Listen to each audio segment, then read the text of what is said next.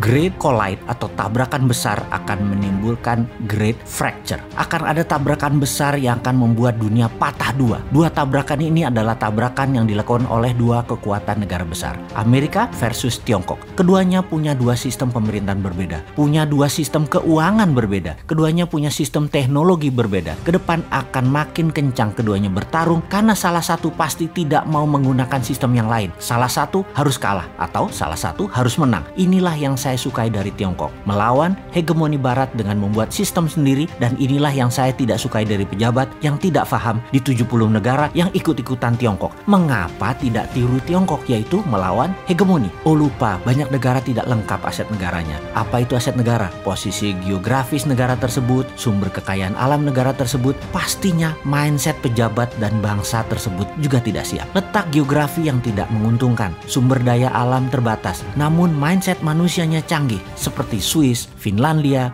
New Zealand, dan banyak negara lain yang kecil dan banyak keterbatasan namun tetap makmur, sejahtera, dan dihormati. Indonesia memiliki segalanya, geografi lokasi yang strategis, sumber daya alam berlimpah, baik yang di dalam tanah maupun yang tumbuh di atas permukaan tanah, termasuk kekayaan lautnya seperti perikanannya. Tiongkok tidak selengkap kita punyanya. Amerika juga tidak punya kalau urusan kekayaan alam dan lokasi strategis negaranya seperti Indonesia. Yang tidak dimiliki bangsa dan negara Indonesia saat ini adalah cara mengelola negara yang akan membuat Indonesia menjadi negara superpower. 7 presiden ditambah semua kandidat terkuat yang katanya di tahun 2024 akan jadi presiden, top 10-nya deh sebut, tidak akan membuat Indonesia menjadi negara yang melakukan game changers. Yang ada hanya menjadi follower negara besar, sama mereka semua. Bahkan sama oligarki lokal saja sudah bertekuk lutut, apalagi globalis. Ditambah dua negara besar yang bertarung yang akan membuat dunia terbelah dua. Indonesia belum punya grand plan terhadap ketiganya, terhadap keempatnya, terhadap masalah semua itu. Mardi Gunesen menantang hegemoni barat, menantang komunis Tiongkok, menantang globalis, serta membubarkan oligarki lokal. Untuk itu kita harus memahami apa yang terjadi dalam 3 hal besar yang bakal terjadi yang harus diwaspadai selain mempersiapkan diri, membuat sistem sendiri di dalam strategi bernegara. Bahaya pertama adalah globalis tetap bermain mengganggu kenyamanan masyarakat sampai kita semua pakai sistem mereka dan bergantung pada mereka. Salah satunya adalah currency mereka, sistem database mereka, yaitu sosial media dan teknologi mereka. Setelah serangan menggunakan biological weapon COVID-19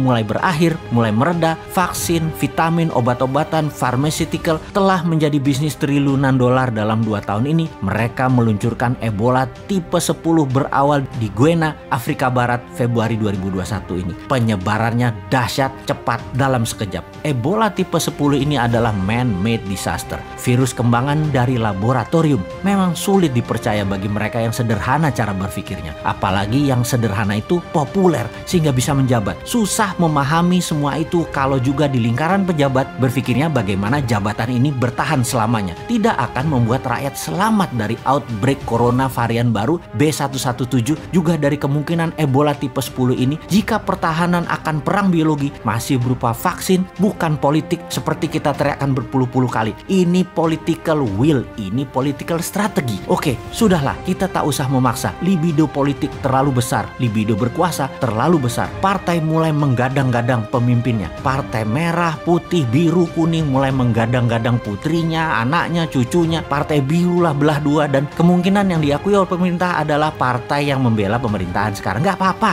Kemudian partai oposisi pun terbelah, PKS dengan Gelora, semua dibelah deh pokoknya. Partai pendukung mulai bermain 2 kaki, menjadikan incumbent 3 kali mungkin. Partai pendukung mulai main 2 kaki. Ada yang berpikir untuk incumbent 3 kali untuk dijadikan gacoan, tapi mereka dapat wakilnya. Atau tetap 2 kali, 2024 main baru dengan pilihan formasi biru baru, gabung Gerindra. Kalau ternyata Pak Prabowo menurun elektabilitasnya di tahun 2023 atau putrinya elektabilitasnya tidak naik-naik juga dalam 5 besar, formasi diubah lagi. Formasi yang rumit dan banyak tadi, tidak satu pun punya grand plan membuat Indonesia menjadi pemenang di 2045 dengan sistem melawan hegemoni dan melawan obor Tiongkok. Semuanya old mind. Semoga pesan ini disadari kaum new mind. Adopsi new mind dan buat alternatif ketiga. Bukan geng incumbent, bukan geng oposisi, tapi NKRI garis lurus, berani dan lucu.